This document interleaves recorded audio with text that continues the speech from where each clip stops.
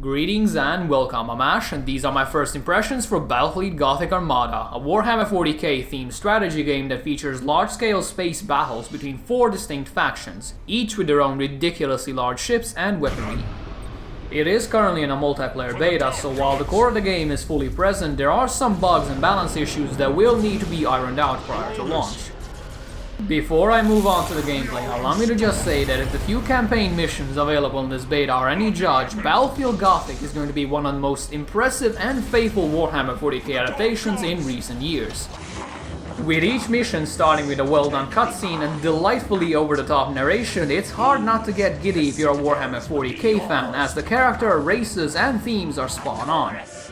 I won't comment on the quality of the campaign itself, as only the tutorial is currently available, but given the size of the playable Gothic sector and all of the areas you get to wage war in, I have a feeling it's going to be a rather long one. My main concern is mission variety, as I've only seen around 6 different types, but throughout my playthrough I constantly kept unlocking new features that simply never showed up. So this might be a beta only issue. Whatever the case, I look forward to seeing more of the campaign, as the tiny bits of it I managed to play were immensely enjoyable and rather challenging even on normal difficulty, though that could be attributed to me being bad, as the campaign was the first thing I tried out. Once I was done with the tutorial, I was ready to unleash my fleet upon all that dare stand before me, at which point I realized I don't actually own a single ship.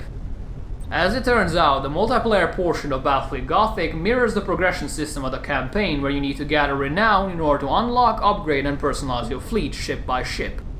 Even though it might sound a bit annoying, it's not a bad system by any stretch, as it makes it so new players only have to contend with 2 ships, while more advanced players are given command of entire fleets. The only problem here is that progression is faction-based, so if you put in a lot of time mastering the Chaos fleet and then decide to switch to the Imperium, you will be right back at 0. There are ways for more experienced players to earn renown quickly, the most efficient route being to intentionally handicap yourself by going to battle without all of the ship slots filled. Unfortunately, doing so doesn't seem to boost your experience gain by a significant degree, which is the main issue, since experience is what gates you from picking up some of the truly gigantic ships that have become iconic to the Warhammer 40k universe. On the positive side, the ship customization system allows for plenty of opportunities to mold your fleet towards whatever strategy you enjoy. Depending on the size of the ship and the experience of the crew, you will be able to attach various new abilities which have direct combat uses, technological upgrades which can improve your ship's performance in a given area, and even additional crew members such as the Gamesear, which helps improve morale by, you guessed it, shooting people in the face. While the majority of the customization options are currently available in the beta, the most important one is still in development. And by that I mean the ability to color your own ships. It's such a small feature, I know, but as a Warhammer 40k fan, just having the option to play as the famous chapters and factions from the lore is a great feeling, and it elevates the gameplay to a whole new level, so I do hope they get added soon. As of right now, the beta has 2 factions available: the heavily armored, slow and powerful Imperium, and the forces of Chaos, which excel at long-range engagements and use of support units such as bombers and fightercraft. Out of the 2, I opted to play as Chaos, partly because their tactics appeal to me, and partly because Chaos tends to have hilariously corny voice acting which never gets boring to listen to. However, despite the voice acting being exactly what I signed up for, I did encounter a major disappointment. Even after having my entire fleet dedicated to Khorne, the god of slaughter, blood and other equally nice things, not a single one of my troops ever exclaimed the most iconic and well-recognized phrase in Warhammer 40k. That is, blood for the blood god, skulls for the skull throne. I am aware this is such an absurdly specific thing to complain about, but given how your entire ship transforms depending on which god you serve, would it really have been too much to ask for a couple of more lines? With my fanboy complaints out of the way, it's time to finally delve deep into the actual RTS mechanics behind Battlefleet Gothic. The first thing any player will notice once they enter the battle arena is that even though the gameplay is simple in concept, the UI is anything but. There is an overwhelming amount of poorly explained options for you to use, options that are of great significance to combat yet completely obscured for new players. The best example of this is the lock on target ability that makes it so your ship constantly fires at an enemy even while you're maneuvering it around, changing its angle for the perfect broadside cannon spread, and so on.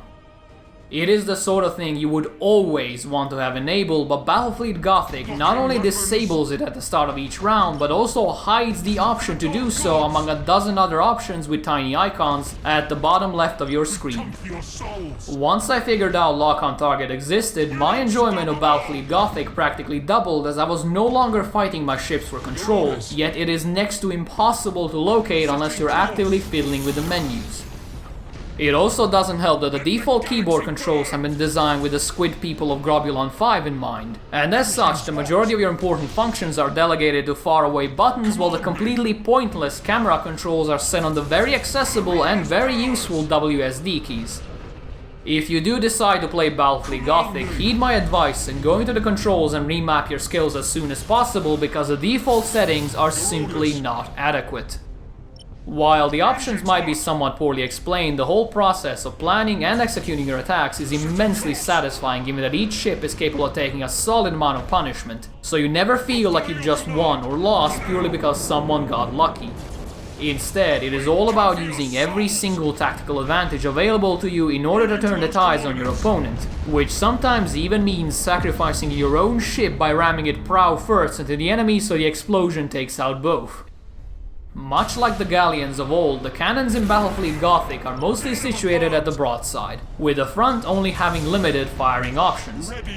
Since the ships in question are almost all ginormous, it's not easy for them to rotate around in order to get the optimal firing angle, which means there's plenty of ways for you to outmaneuver and deceive your opponents in such a way that you leave them constantly shifting and turning as they desperately try to find a good angle on you, while you unleash barrage after barrage straight into their engines, crippling them even further.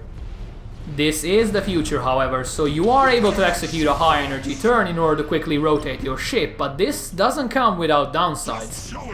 First of all, almost all of your forward momentum will be lost, and while you might turn around, you'll be left adrift and slow in the void of space, which is the universal sign for attack now. And secondly, using these sort of turns expels precious fuel, which can also be used to greatly boost your speed. So, if you see your opponent consistently using high-speed turns, you know for certain that they cannot run very far or very fast, which means it's time to bring out the big guns, the space bombs, and the hilariously slow-moving and useless torpedoes to bear upon them. If you haven't guessed already, speed in Battlefleet Gothic is of the utmost importance, especially if you enjoy playing with short-range ships, which is where one of my main annoyances comes in, and that is the ability to permanently destroy a ship's engines. When you are mostly fighting moon-sized ships, it makes sense to give you the ability to focus fire on certain parts of it. The turrets, the engines, the deck, the navigation, and so forth. The problem is that while disabling the turrets or the deck is annoying, doing so for the engine is a 100% death sentence. Without the ability to move quickly, your short-range ships will simply be either forced to warp out of the engagement if they're still able, or remain floating around like space turds as your opponent activates their turbo boost and skedaddles out of range of your guns. Suddenly, just because someone got fortunate enough to get a few solid hits on your engine, your entire ship, which might be on near full health, is now completely useless as it cannot catch up to enemies, turn quickly, or do practically anything.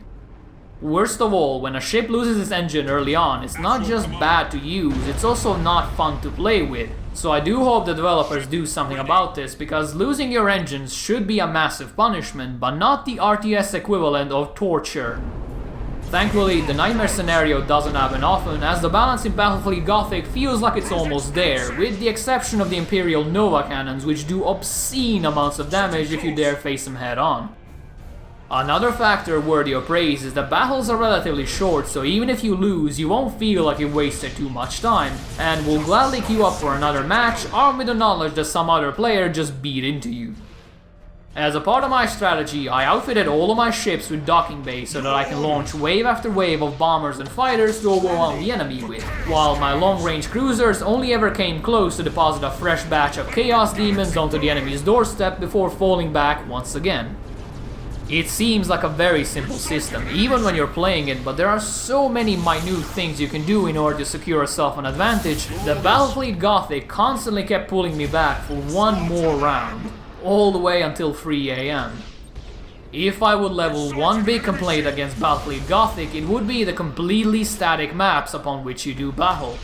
Sure, some of them have a few nebulas, others have a few asteroid fields, but overall the maps never change and there is nothing dynamic about them. I want to see maps where a space hulk slowly meanders across the battlefield, providing an annoying obstruction. I want to see warp storms spring out and negatively affect all ships that are unfortunate enough to be caught inside them without their shields up, things like that. As it stands, every map might look slightly different, but they all play exactly the same, and that is just a shame, given how cool the actual gameplay is. I've spent around 10 hours playing Battlefleet Gothic Armada this week, and while it certainly has a few annoying issues and balance problems, I can't say I didn't greatly enjoy my time with it. While I certainly appreciate a good bit of multiplayer fun, it is the campaign I'm looking forward to the most, especially after seeing how it is so faithful to the Warhammer 40k lore while also being just a touch self-aware. If you are a Warhammer 40k fan and you think you would enjoy a micromanagement focused RTS, then by all means give Battlefleet Gothic Armada a try. I had a good bit of fun with it and I look forward to its launch. Thank you guys for listening, and if you enjoyed this, or even if you didn't, please let me know, and if you'd like to see more you can either subscribe here or check out the website link down below. That one tends to be updated more frequently. With all of that said, I hope you guys have a nice day, and I will see you soon with Paragon. See ya!